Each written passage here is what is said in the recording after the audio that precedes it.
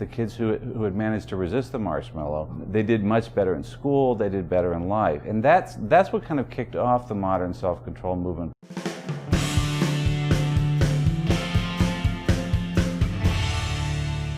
For Reason TV, I'm Catherine Mangu-Ward, and we're here talking with John Tierney about his new book, Willpower.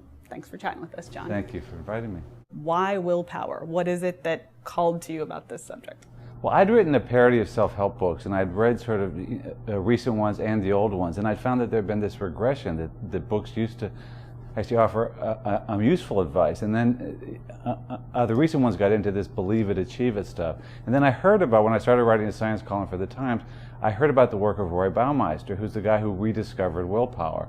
And he and other researchers found that the willpower is this real source of mental energy, that it's like a muscle that gets depleted. They also found that self-control and willpower are really the trait to cultivate. I mean, we think that it's psychology's best hope for helping people, and that's what we're about, is helping people. So one thing you write about is decision fatigue. I think we've probably all felt that, but can you kind of describe what it is and how it works from a scientific perspective? Well, so you've already discovered that willpower, the popular idea of that is that it's something that you use to resist temptation and to make yourself work, and that's very true. But they also found that the same energy is used in making decisions, simply deciding whether to, what to have for lunch, what to do at the meeting. All these things deplete the same resource. So after a while, after you've depleted this resource, it's a state called ego depletion. You've got less self-control. You're more prone to give in to temptation. And so, like, you basically just think, well, sure, I'll tweet that photo of myself in my underwear. What could go wrong? So since you brought up the esteemed Anthony Weiner and his decision fatigue, what happens when we put important decisions in the hands of politicians? And in particular, lately, there's been a lot of never waste a crisis type legislating. Does that play into your thesis at all, that this sort of last minute rush to do big things, are we getting high quality law as a result?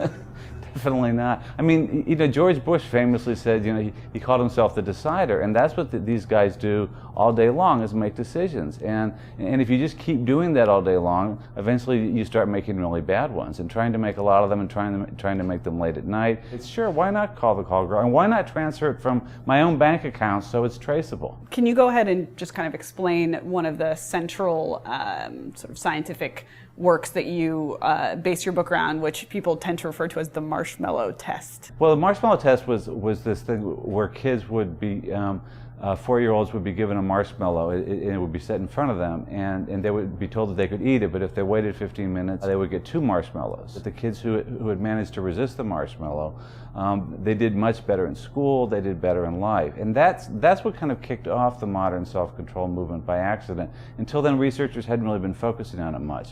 And then my co-author, Baumeister, did these famous experiments with chocolate chip cookies and radishes, where he was looking for the source of willpower, and he found that someone who sat there and had to resist a chocolate chip cookie for 5 minutes and instead eat radishes, then later they would give them a self-control test of this puzzle, and they would quit 10 minutes before someone else. And so it had this amazing effect. And then he found further that this, of course, affected decisions, and he also found that there was a source of this in glucose in the bloodstream. So there was a whole finding what the source of this was. Everyone's looking for the source of the current financial crisis.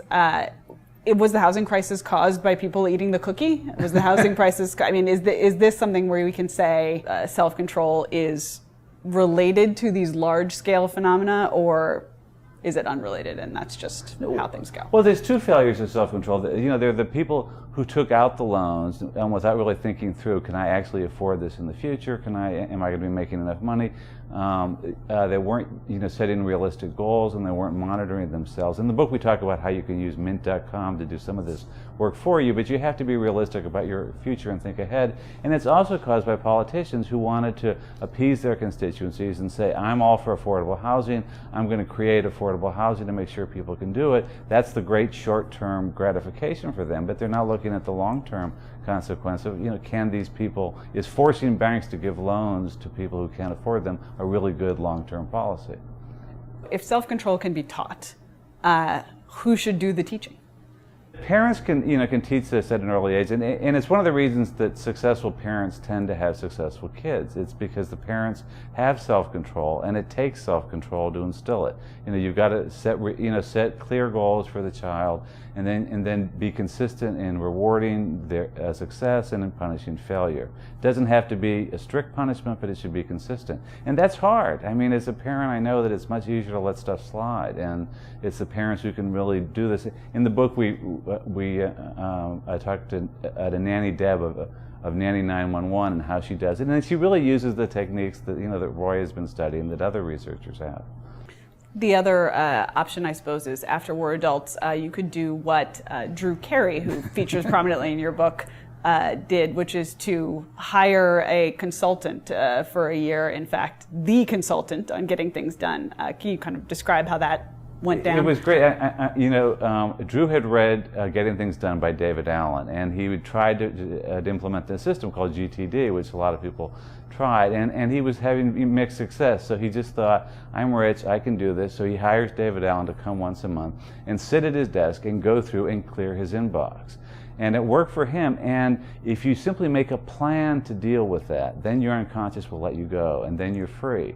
But if you don't, if it's kind of like on a vague thing, I know I have to do it, or if you've got this vague idea on your to-do list like do taxes, well, you can't really do taxes in one step. And what David Allen and GTD did was try to break everything down to a doable to-do list. And I've started using it, and I have to say that I do have a pretty clear inbox, and it does free you up to write that way. How did you apply the tips and tricks of willpower to writing a book about willpower? Well, I am a lifelong procrastinator. I have rarely turned things in on deadlines, certainly never before. And my columns have always been, at the last minute, and we managed to get this thing done 2 months early. The bad news today is that there are more temptations than ever. You can goof off any second of the day, no matter where you are. But there are these new tools that will automatically keep track of things for you.